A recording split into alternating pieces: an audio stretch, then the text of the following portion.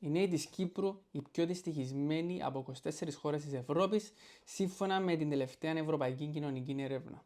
Με την Ελλάδα ακριβώς δεύτερη. Μεγαλώνουμε, πάμε σχολείο, ξεκινούμε μια τέχνη, πάμε πανεπιστήμιο με την ελπίδα πως θα βρούμε μια καλή δουλειά και έναν καλό μισθό και να χτίσουμε ένα μέτριο σπίτι. Η παιδεία μας όμως απέτυχε να μας προετοιμάσει, να μας καλλιεργήσει για τους μισθούς που φέρνουν οι ξένοι επενδυτές.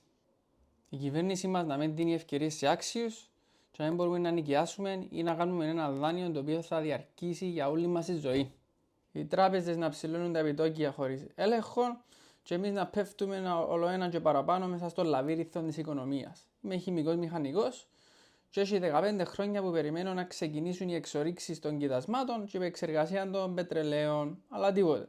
Προσωπικά κουράστηκα να περιμένω την κυβέρνηση να έβρει το θάρρος και τη θέληση και για τον λόγο βάλω ίδιος υποψηφιότητα με το κόμμα της Άμεσης Δημοκρατίας. Νικόλας Φουρέντσου, επαρχία Αμοχώστου.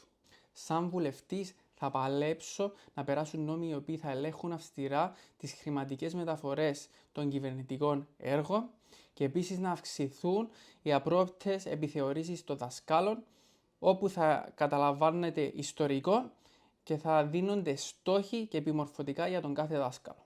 Εάν θέλετε να με δείτε στις βουλευτικές εκλογές του 2026, κατεβάστε την εφαρμογή Αγορά με Τόνον και ψηφίστε με τον Φεβρουάριο με τις εκλογές του κόμματος.